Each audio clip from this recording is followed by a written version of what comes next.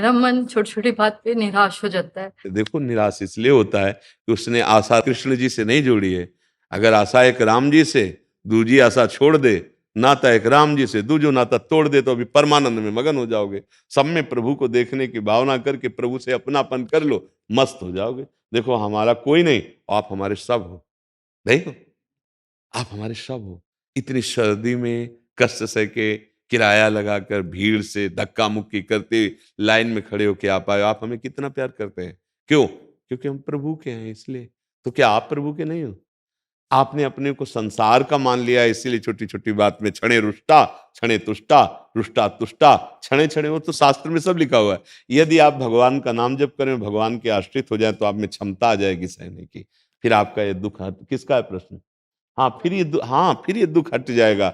नहीं, कोई मित्र नहीं है, कोई तुम्हें प्यार नहीं करेगा। अगर आप सोचो कोई प्यार करेगा, तो कोई नहीं प्यार करने वाला भगवान के सिवा।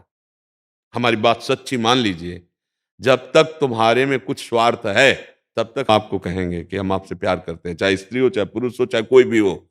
और जिस दिन उसको तुमसे बढ़कर मिल गया, तो तुम्हारी तब देखेगा नहीं। फिर आपको क्षोभ होगा, फिर आपको दुख होगा। इसलिए पहले बता रहे हैं, एक है जो अविनाशी है और निरंतर प्यार करता है। अब उससे अपनापन नहीं किया है, तो फिर वही सबके हृदय में बैठा, वही दंड देता रहता है। हम जिस कार्य के लिए आए, हमें वो कार्य करना है। ऐसे छोटी मोटी बातों पे नाराज मत होइए, दुखी मत होइए। आप एक महान भगवान के अंश है, ना स्त्री है ना पुरुष है। तुम अपने स्वरूप को पहचान, तो वो शक्तिवान है, सबको परास्त करके विजयी हो सकती है। और अगर ऐसे, तो 4 दिन बाद फिर और मन निराश कर देगा, और यही लगेगा कि अब कोई हमारा है ही नहीं, कोई हमें साथ नहीं देता। फिर आगे वाली बात हम नहीं कहना चाहते, वो आप मन में सोच लेंगे कि कोई है नहीं। इसलिए ऐसा नहीं, सच्ची मान तेरे में वही शक्ति है जो बड़े बड़े महाभागवतों में है। न तू स्त्री है, न पुरुष है, भगवान का अंश है। कैसे उदास घूम रहे, कैसे दूसरों की तरफ देख रहे कि कोई हमारे अनुकूल चले। एक अनुकूल हो जाए, जा पर कृपा राम की होई, ता पर कृपा करे सब कोई। कोई नहीं, अभी आनंद आ जाए, पर आनंद सिंधु से तो संबंध नहीं किया, नासवान शरीरों से संबंध अपनापन किया, तो रोना पड़ेगा। यही तो समझा रहे हैं हम, ये नहीं कह गुरुजी रहे। मेरे को अपने शरण में ले लो फिर। नहीं, हम तो खुद शरणागत हैं, तो हमारे को शरण क्या है? हम तो प्रभु के हैं, श्री जी के। उन्हीं की बात आपको कह रहे हैं, उन्हीं को समझा रहे हैं। हमारे पास रहना या हमसे सामीप्यता प्राप्त कर, कुछ नहीं है इसमें। आप अच्छे समझ लो, हमारी बात मान लो। 1000 कोस दूर रहोगे तो हमारे पास हो। हमारी बात नहीं मानोगे ना, हमारे पास रहो। पास रह के बात ना मानो, तो अपने आप अशांत रहोगे, दुखी रहोगे। यहाँ भगवान बैठे हैं, उनके रहते हुए तुम दुखी हो, फिर इसके आगे हम तुम्हें क्या बताएं? सबके हृदय अछत विकारी। नाम जप करो, भगवद आश्रित हो। यहीं वो बैठे चुपचाप सुन रहे हैं, देख रहे हैं। अगर अभी नाम जप करो और भगवान के आश्रित होकर सत्य आचरण करने लगो, यही आनंद का स्रोत खुल जाएगा। कहीं जाने की जरूरत नहीं। स्थान परिवर्तन, भेष परिवर्तन आपको सुखी नहीं कर सकता।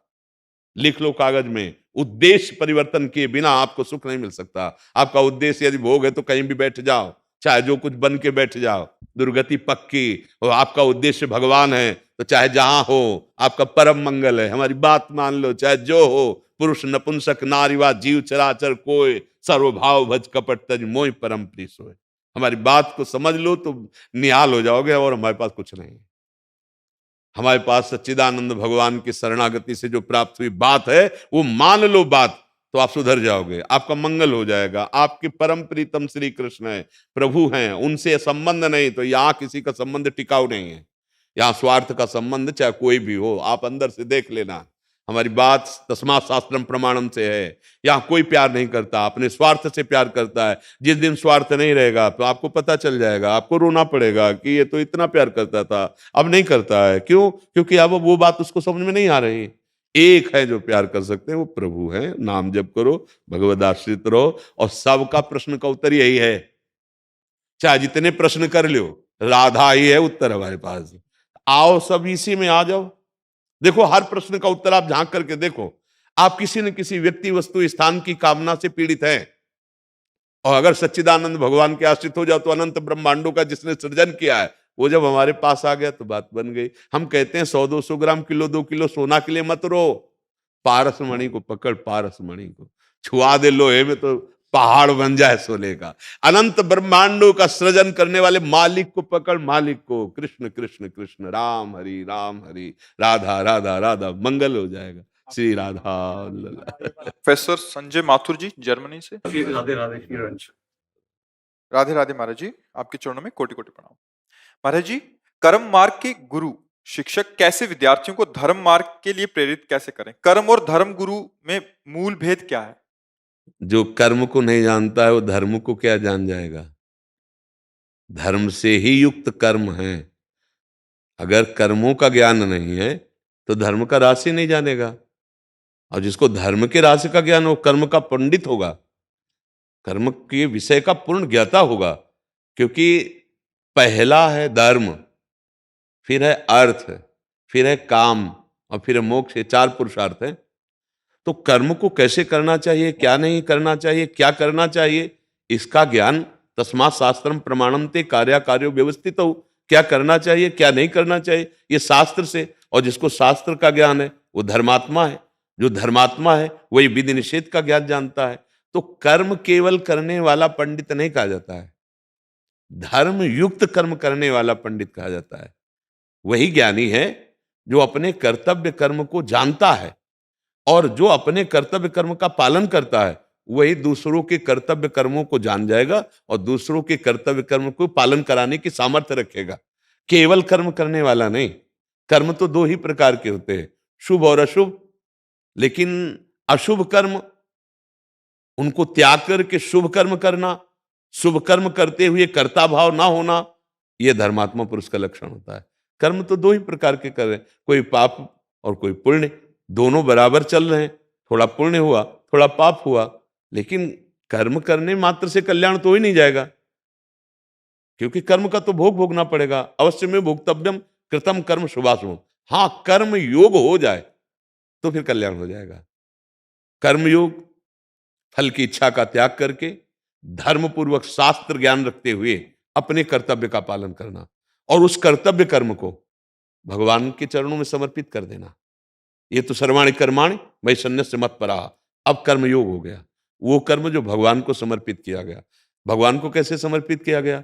माता पिता परिवार समाज के रूप में वही विराजमान है। हमारा कर्तव्य कर्म दूसरों को सुख पहुंचाने वाला हो।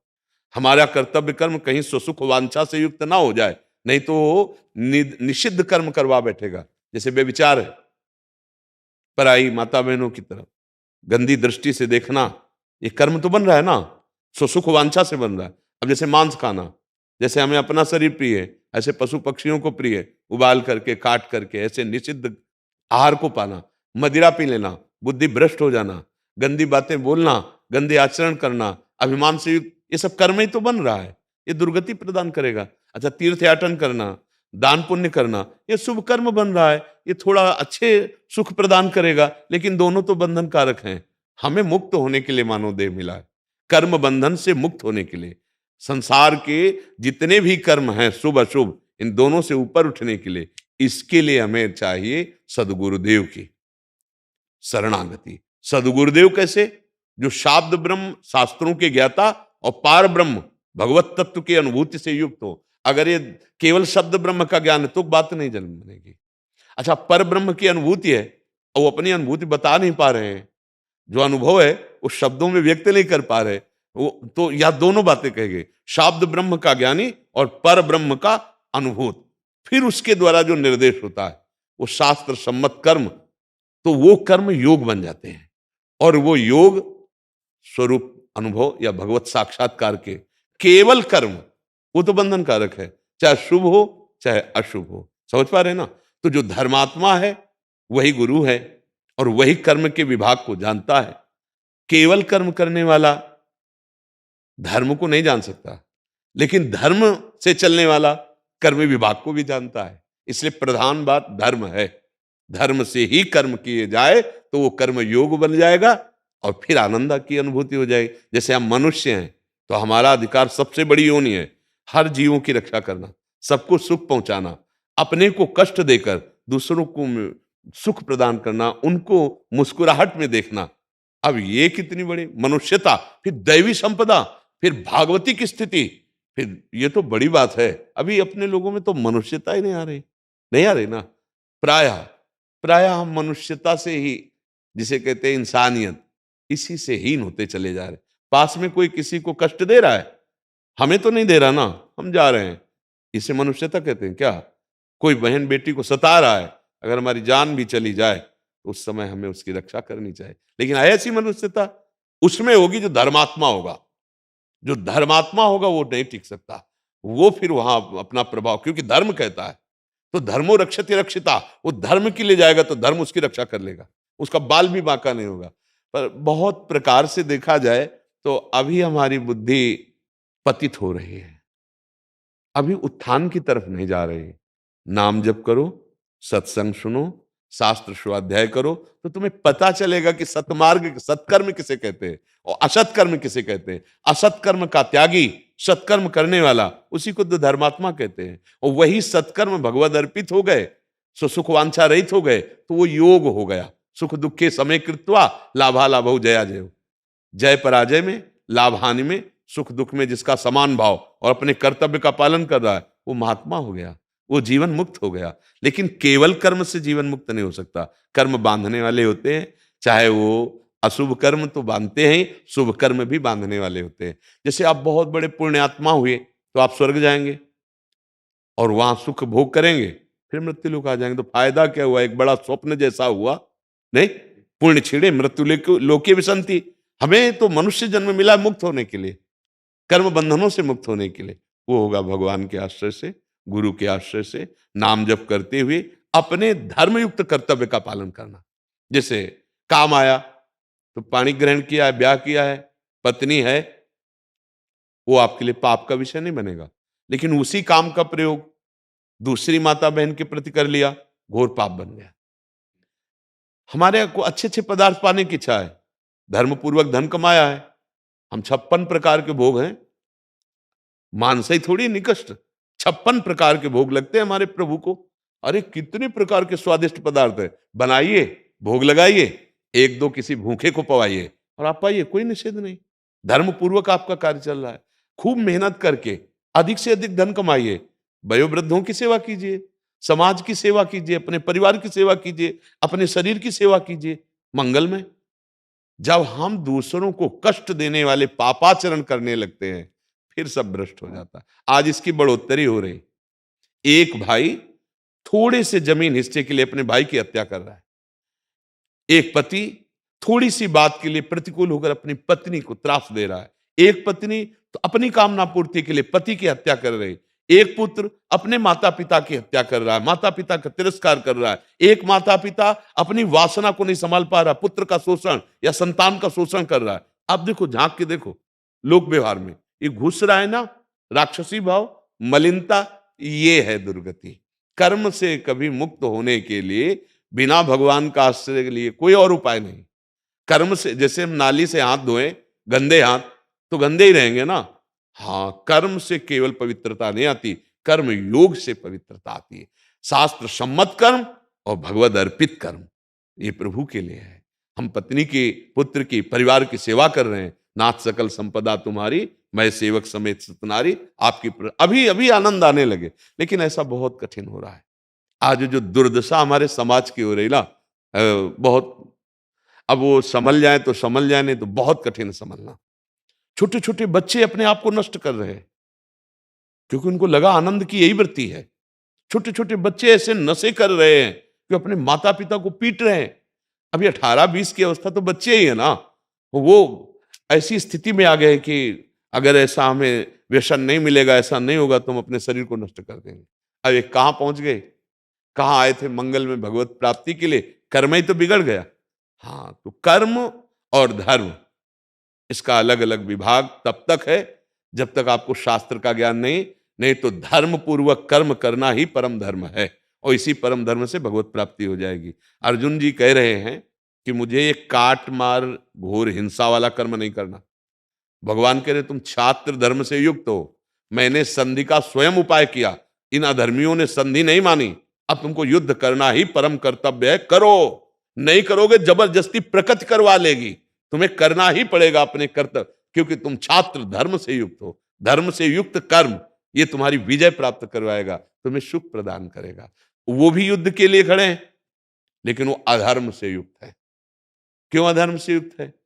हस्तिनापुर के नरेश को छल भरे पासे से ठगा, चलो इतना भी ठीक था।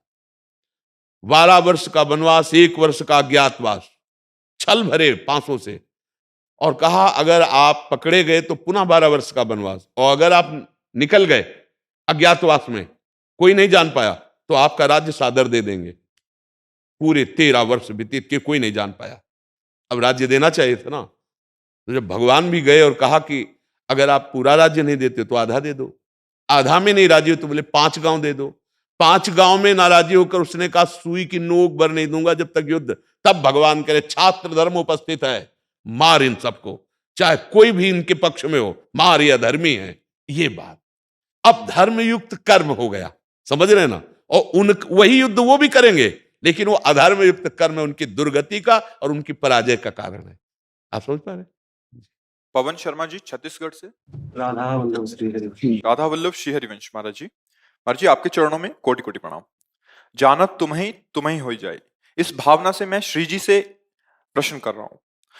मेरी शिक्षा काशी में हुई, इस कारण ज्ञान मार्ग में रुचि अधिक रही। विश्वनाथ जी की कृपा से 2 वर्ष पूर्व श्री भाई जी का जीवन चरित्र सुना, इससे जीवन का लक्ष्य ही परिवर्तित हो गया। हरे राम मंत्र का जप प्रारंभ हो गया। भगवान से आगे के मार्ग के विषय में प्रार्थना की। श्री जी की कृपा से 1 वर्ष पूर्व आपको सुनना प्रारंभ किया। अब राधा रानी का जप करता हूं। महाराज जी रस मार्ग में आगे बढ़ना चाहता हूं, दास की एक जिज्ञासा है, मैं आपकी शरण में हूं। महाराज जी श्री नारद भक्ति सूत्र में नारद जी के वचन हैं, निषिद्ध कर्म तो त्याज्य हैं, सकाम बंधन कारक होने से त्याज्य हैं, परंतु भगवत अनुकूल नित्य नैमित्तिक कर्मों का पालन तब तक करना चाहिए जब तक प्रेमा भक्ति प्राप्त होकर ये स्वतः ना छूट जाए। मैं गृहस्थ आश्रम में हूं, क्या रस मार्ग में दीक्षित होने के बाद नैमित्तिक कर्मों का त्याग करना होता है, जैसे श्राद्ध कर्म इत्यादि? क्या अंदर से श्री जी का आश्रय लेकर लोक कर्म में त्याग नहीं है, भाव का उसका परिवर्तन है। हमारे पितर रूप में हमारे प्रभु हैं। वैसे भी शास्त्रीय सिद्धांत में देखो तो पितरों में मैं अर्यमा हूं। भगवान जब विभूतियों का अपने वर्णन करते हैं तो हमारे प्रभु श्री कृष्णचंद्र जो ही परम पितर है। या हम किसी देवी की आराधना करते हैं तो भगवान ही दैवी शक्ति के रूप में है। या किसी गृहस्थ धर्म के साधारण उपासना पद्धतियों को, जैसे मानो करवा चौथ है, तो परम प्रीतम पति भगवान ही हमारे पति के रूप में है। कोई निषेध नहीं। निषेध बात निषिद्ध कर्मों का त्याग करने के लिए है, कर्मों का त्याग नहीं करना। गीता जी, श्रीमद् भागवत जी, समस्त शास्त्र, आज ही प्रसंग में था कि ज्ञानी महापुरुष भी अज्ञानियों को कर्मों से विरति न करावे, स्वयं कर्तव्य कर्म का पालन करते हुए उनको कर्तव्य, यद्यपि उसके लिए कोई कर्म नहीं रह गया क्योंकि वो पूर्ण हो चुका है, पर वो ऐसा करे। तो निषिद्ध कर्म तो सबके लिए त्याज्य ही है। और जो हमारे लोक समाज की व्यवस्था, धर्म समाज की व्यवस्था के लिए कर्म है, उनका तो कभी त्याग करने के लिए नहीं कहा गया। हाँ, भाव का परिवर्तन है। एक अज्ञानी जीव कर्म फल में आसक्त होकर के कर्म करता है और फल में व्यवधान पड़ जाने पर वो शोक से युक्त हो जाता है, अपने को मृत प्राय समझ लेता है। कर्म फल प्राप्त होने पर हर्षित होकर देहाभिमान पुष्ट करता है। ये उपासक का कर्तव्य नहीं। वो कर्म फल में सुख दुखे समय कृत्वा लाभा लाभो जया जयो। बात समझ रहे हैं? जब आप कह रहे हैं कि हम ज्ञान मार्ग को समझते हैं तो गुणानुगुण वर्तनते।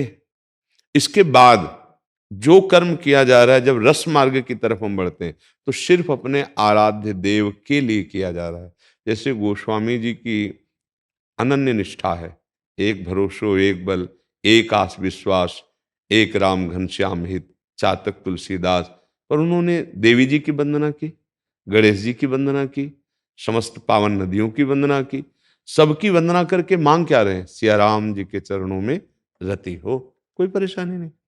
अपने आराध्य देव के भाव में मगन रहना, अपने आराध्य देव की प्रीति मांगना, अपने आराध्य देव का ही सब जगह उपस्थित भाव रखना। उपासना में कोई कुछ भी करो।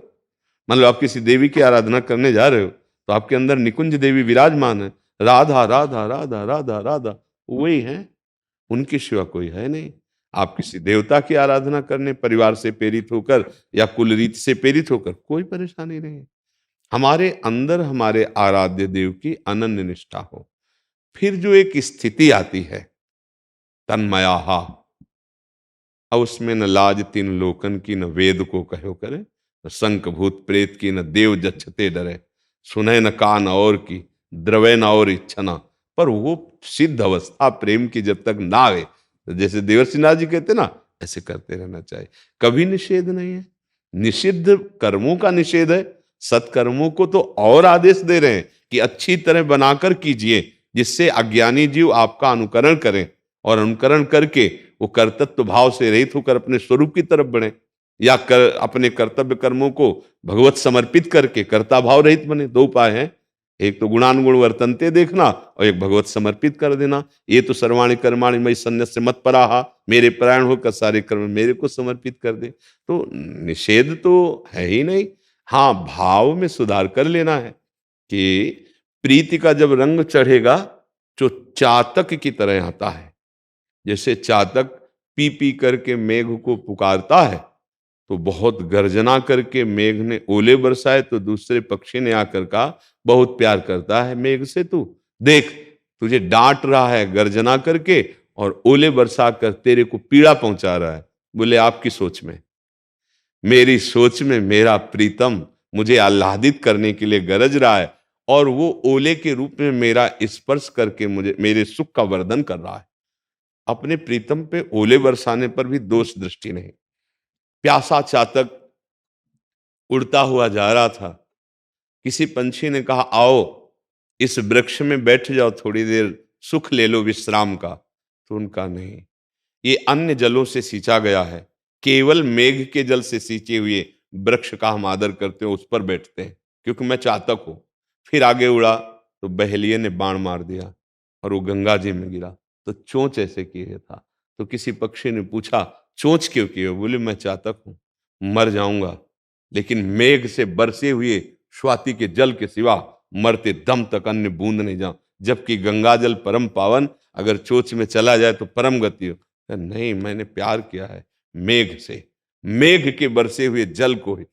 ये बात आती, फिर बने तो रघुवर ते बने और बिगड़े तो भरपूर तुलसी औरन ते बने ता बनिबे पे दो। पर ये बहुत ऊंची स्थिति है, ये ऊंची स्थिति जब तक हृदय में नहीं आवे तब तक सबका सम्मान करते हैं। फिर वो जब एक देह विस्मृत स्थिति आती है तो स्वयं भगवान बैठ करके संभालते हैं पूरा कार्य, जैसे अभी अहम से होता है, फिर भगवान बैठ के करते हैं सम्यक रूप से वही कार्य। तो बाहर से दिखाई देता है व्यक्ति, लेकिन अंदर बैठा होता है समष्टि का स्वामी, वही बोलता है, वही करवाता है, वही।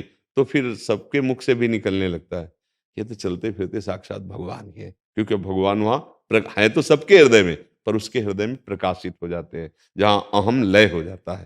तन्मया देवर्षिनाथ जी कहते तस्मित जने भेदा अभाव, वो उस स्थिति को प्राप्त हो गया कि अब देह का ढांचा मात्र रह गया। जैसे पूज्य राधा बाबा को भगवान श्री कृष्ण ने भाई जी के प्रति समझाया कि तुम्हें ढांचा दिखाई दे रहा है भाई जी श्री हनुमान प्रसाद पोद्दार का, पर इस ढांचे के अंदर मैं ही बैठकर कार्यरत हूं, किंचन मात्र, कहीं जीवत तो नहीं है, कहीं करता नहीं है, मैं ही स्वयं बैठा हुआ हूं।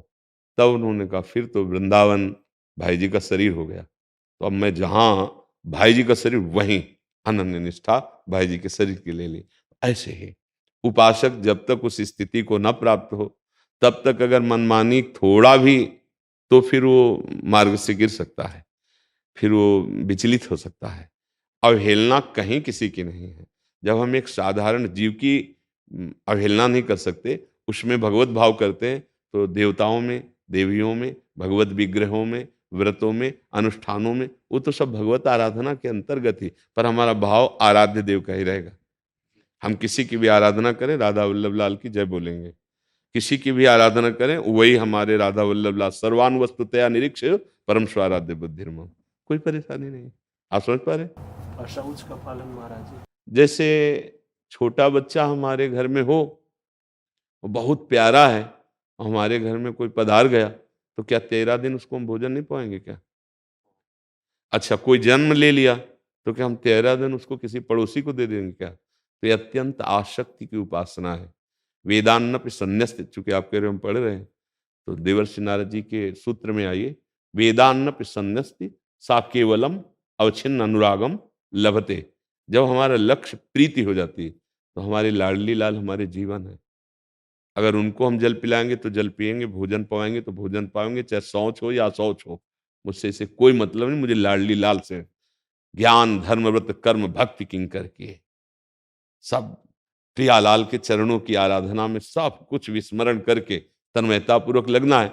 अब हम लाडली लाल को अपने घर में विराजमान के कोई पधार गया, अब 13 दिन सेवा ना करेंगे तो हम 13 दिन उपवास रह जाएं फिर, क्योंकि बिना उनको पाए तो हम पा नहीं सकते, उपासना का है। तो फिर इसलिए ये अन्यत्र के लिए भले हो, लेकिन अपने घर में यदि ऐसी परिस्थिति, तो हम लाडली लाल की सेवा नहीं छोड़ेंगे।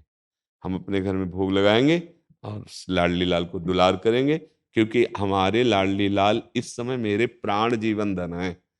हम उनको कि पड़ोसी को दे दें, तो अपना बच्चा कभी दिया क्या पड़ोसी को? क्यों? वो तो मेरा लाडला है, वो तो लाडले का लाडला है। सबके हृदय में विराजमान जो लाडले हैं, उन्हीं को सब तो प्यार करते हैं। अगर वो चले जाएं तो कौन प्यार करे? तो हम अपने गृह में विराजमान अपने ठाकुर को मूर्ति नहीं मानते, साक्षात मानते हैं। तो किसी के आने पर या किसी के जाने पर हमारी सेवा में कोई व्यवधान नहीं होगा, क्योंकि हम आसक्ति पूर्वक सेवा करते हैं। देखो, बहुत सूक्ष्मता का आदेश कर रहे हैं भगवान श्री कृष्णचंद्र जी। वेदान्न संन्यस्त, जो देवर्षि नारद जी कह रहे हैं, तो वही त्रैगुण्य विषया वेदा निस्त्रैगुण्य भवार्जुन। तो हमको फिर क्या इशारा मिल रहा है? त्रिगुणातीत जो स्थिति प्राप्त करनी है, वो जन्म मरण से अतीत है, जन्म मरण से रहित है वो। तो हमारी सेवा भी जन्म मरण से रहित है।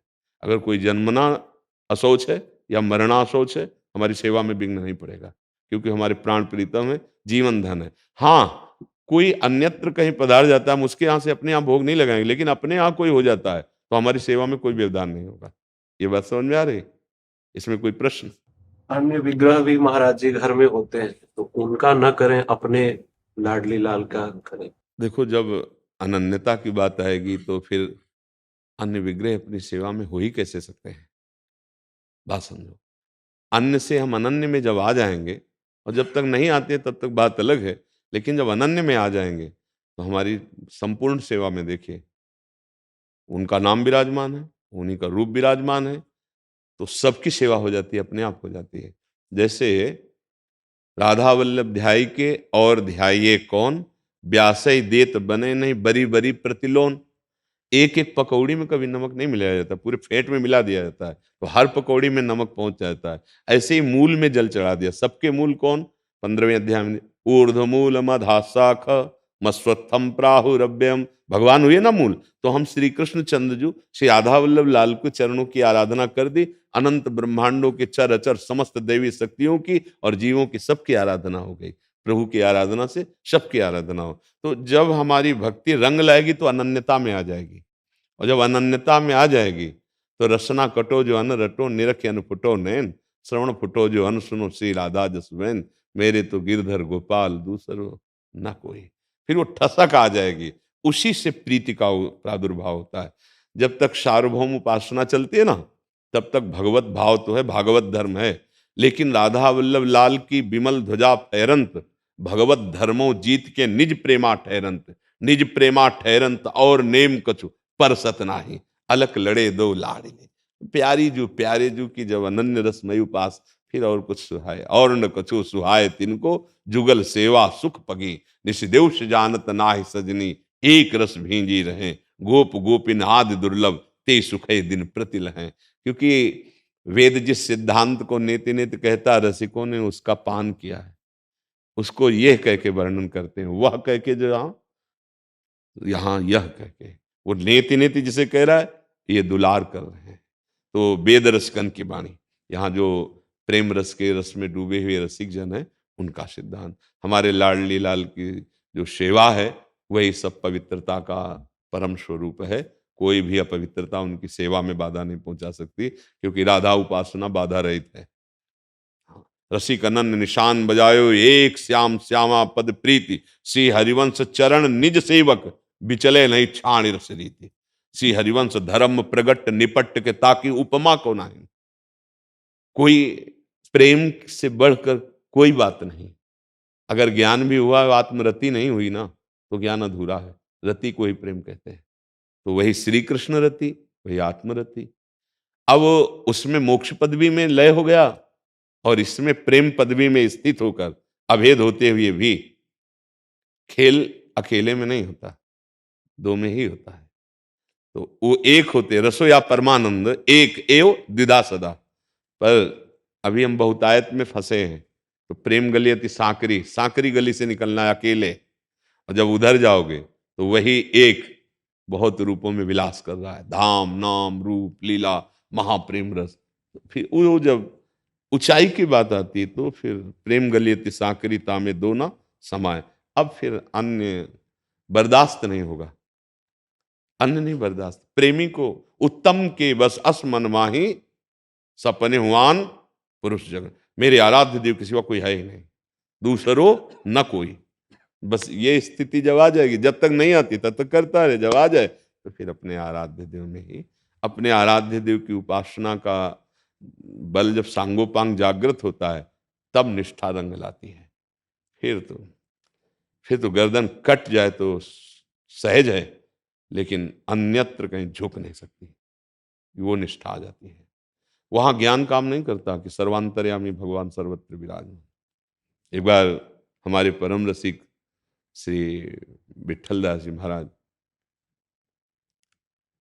द्वारिकाधीश के दर्शन करने राजा गए और उनके प्रधान सूबेदार थे उस समय।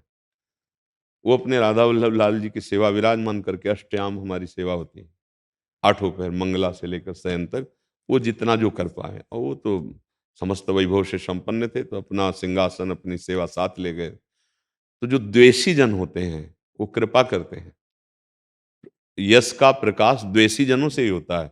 भक्त के यश की महिमा जो जागृत होती है वो विमुख रूपी डंडे पे ही झंडा फहराता है। उन लोगों ने शिकायत की राजा से कि देखो आपके सूबेदार प्रधान हैं और ये द्वारिकाधीश के दर्शन करने नहीं गए, तो क्या ये किसी और की उपासना करते हैं क्या? क्योंकि श्री कृष्ण ही द्वारिकाधीश हैं और ये कहते हैं कि मुरली मनोहर की उपासना, तो वही तो है ना, तो क्यों नहीं गए? मतलब उनको विपरीत स्थिति प्रदान कर दी। बड़ा उनको क्रोध आया कि बात तो ऐसा सत्य है कि वो हमारे साथ तो गए ही नहीं। बुलाया उनको सभा में और कहा आज तक तो हम आपको महाभागवत जानते थे, लेकिन ये अपराध आप कैसे कर रहे हैं? द्वारिकापुरी में आके द्वारिकाधीश के दर्शन करने नहीं गए। तो उनका माननीय आप नाराज मत होइए, हमारे नेत्र निकष कुंज ठाढ़े भय भुजा परस्पर हंस, श्री राधा वल्लभ मुख कमल निरख नयन हरिवंश। प्यारी जू के साथ प्यारे जू जो वृंदावन में विराजमान नित्य रसपरायण लीला, वो उसके ये वैभव स्वरूप में मानता हूं मेरे ही प्रभु का है। किशोरी जी के साथ तो ये क्या तुम्हारा तर्क रहा? तो उनका महाराज मेरे रोम रोम में वृंदावन की प्रीति है, मेरा हृदय प्यारी जू और प्यारी जू के सिवा कभी नहीं किसी को स्वीकार कर सकता। सब ज्ञान होने पर भी प्रीति सबको ढक देती है और एकमात्र आसक्ति रह जाती है। तो उनको बड़ा आवेश आया, क्योंकि उनके इष्ट द्वारिकाधीश थे, राजमज तो होता ही है। तो ऐसे अचला पकड़ा और कहाँ तुम्हारे रोम रोम में वृंदावन, श्री हरिवंश श्री हरिवंश श्री हरिवंश। जितने सैकड़ों लोग थे सबके बीच में देखा नवनिभृत निकुंज और लालजू महाराज और लाडली जो अद्भुत सौंदर्य अद्भुत स्वरूप। हो देखो भगवान का ही सब स्वरूप है। जगन्नाथ जी जानते हो कौन है? प्रभु ही तो है ना। लेकिन जब ब्रज लीला सुनी तो देखा उनका स्वरूप कैसा हो गया, प्रेम विगलित रूप हो गया ना। वही तो उन्हीं की तो ब्रज लीला है, किसी और की थोड़ी है। लेकिन वहां जो विराजमान स्वरूप है वो परिचय बताता है। इस प्रेम लीला को सुनकर सच्चिदानंद विग्रह स्वामी जगन्नाथ जी, देखो प्रेम विगलित स्वरूप हो गए, प्रेम विगलित। फिर नवनिवृत्त निकुंज में जो प्रेम, ये तो अवतार लीला का ब्रज लीला का है। जहां से अवतार हुआ नवनिवृत्त निकुंज अनादि अनंत महिमा में जो बिहारी जो बिहारिन जो है, ये प्रेम रस, ये चूंकि चर्चा की रस की इसलिए गूढ़ विषय है। जब यहां आ जाता है तो फिर ये लोक धर्म और वेद धर्म दोनों से परे प्रेम धर्म है। फिर किसी की कान्य और मर्यादा न, प्रीति न काहू की कान्य विचारे, मार्ग अपमार्ग विथिकित मन को अनुसर। पैसे जन साधारण नहीं, ये प्रीति की बात हो रही है। जन साधारण तो धर्म अर्थ और काम मोक्ष का प्रश्न करे और उसको अपने स्वीकार करे अपने मार्ग। ये मोक्ष धर्म त्यागी प्रेम अनुरागी जनों की बात हो रही। ये जन साधारण के लिए नहीं कि जन साधारण शौचाचार में भी ऐसी त्रुटि करे, नहीं नहीं। आपने रस की बात की है, वो जन साधारण के लिए 13 दिन भोग नहीं लगेगा, 13 दिन सेवा नहीं होगी जन साधारण के लिए। लेकिन ये रस की बात है, ये रसोपासना की अनन्यता और प्रेम, जिसमें फिर जैसे मीरा जी से कहा गया आप अपना सुहाग हटाओ, जब राणा जी पधारे, उनका मैंने उनके लिए भरा ही नहीं था, मेरे तो गिरधर हैं, उनके लिए था, मेरा सुहाग कभी उजड़ ही नहीं, मेरा चूड़ला अमर है।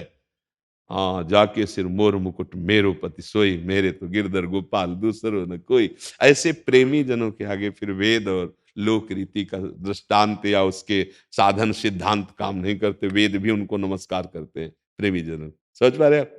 जी। श्री जी की कृपा से आप लोग आए।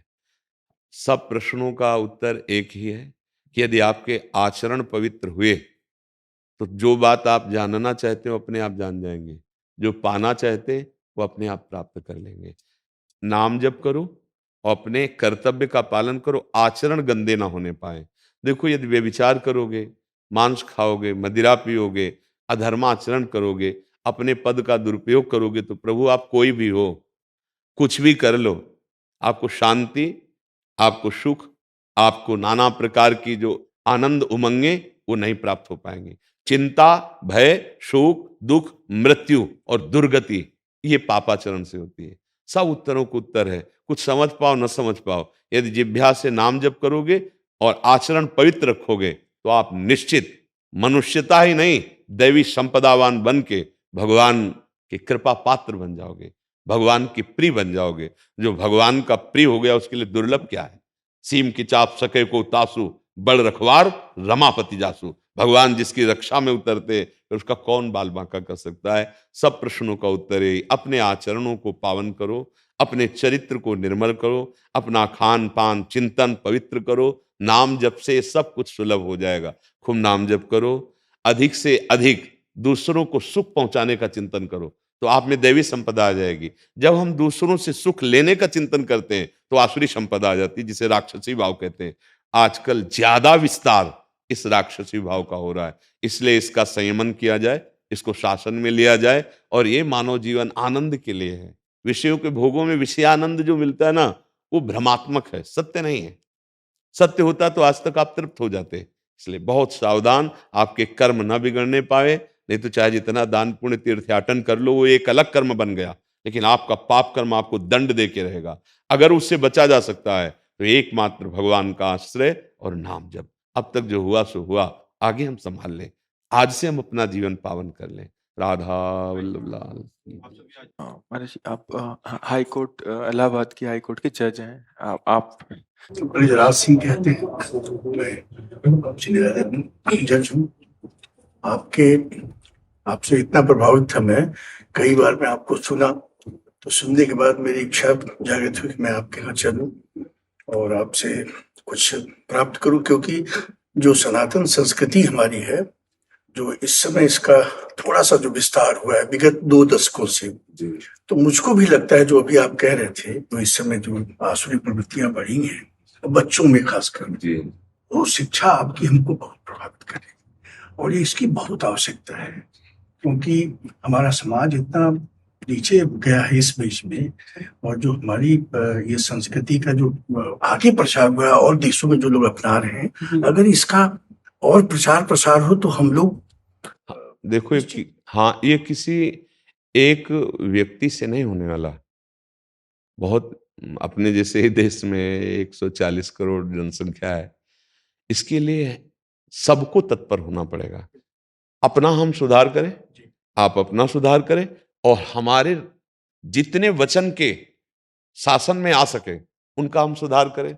वो अपने सानिध्य वाले का, परिवार का, समाज का, तो इससे सुधार की प्रवृत्ति बढ़ेगी। यही हमने प्रार्थना की थी कि जैसे माननीय जन हैं, जिनकी बात लोग ध्यान लगा के सुनते हैं, उनको प्रधान बात देखनी है कि हम सुख सुविधाएं लौकिक दे सकें, तो उससे क्या फायदा होगा? वो भ्रष्ट बुद्धि वाला उसका दुरुपयोग करेगा। अगर बुद्धि सही है और वो ठीक कम सुविधाओं को प्राप्त कर रहा है, पर वो हमारे समाज के काम आ जाएगा, वो हमारे राष्ट्र के काम आ जाएगा। इसी विद्यार्थी जीवन में कोई महात्मा छुपा बैठा है, कोई राष्ट्र सेवक छुपा बैठा है, कोई राष्ट्र सैनिक। पर आज जो दुर्गति हो रही है बुद्धि की, व्यभिचार में, व्यसन में, नाना प्रकार, ये अकेले सुधरने वाला नहीं है। हाँ, हाँ, अब क्या हो रहा है कि शायद आप इस बात को अंदर से समझे कि हम लोगों ने धर्मशास्त्रों का प्रवचन एक व्यापार बना रखा और अपनी मनोरंजन की वृत्तियों को शासन में ना लेकर के हम उसका दुरुपयोग करें तो किसी के ऊपर प्रभाव नहीं पड़ेगा। किसी के ऊपर प्रभाव डालने के लिए पहले हमको सुधरना होगा।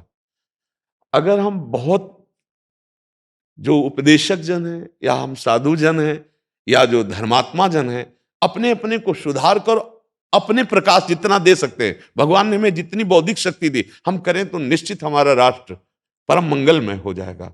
हाँ, वो कोई महात्मा वेशधारी से ही तात्पर्य नहीं, आप भी हैं। आप जिस पद में हैं, आप अपने पद का सदुपयोग करते हुए और भगवत आराधना में हैं, तो आपका ऐसा प्रभाव होगा कि जो आपके सामने आएगा, जो आपकी बात सुनेगा, वो जरूर सुधर जाएगा। अकेले सुधरने वाला विषय नहीं है। हाँ, अब हम जैसे बोल रहे हैं और दूर दूर से नौजवान भाई सुन रहे हैं और सुधार हो रहा है, तो ये एक किसी कोने में जैसा समझिए। 140 करोड़ हैं, 140, 10-5 अगर सुधर रहे तो कोई खास बात नहीं है, ये हर कोने में बात होनी चाहिए, तब इसका सुधार होगा। अब शिक्षाएं ऐसी मिल रही हैं मित्रों से, या जो एकदम आधुनिक शिक्षा है उसमें विलासिता, रजोगुण की बढ़ोतरी करने वाली आध्यात्मिक शिक्षा के बिना किसी की बुद्धि को पावन नहीं किया जा सकता है।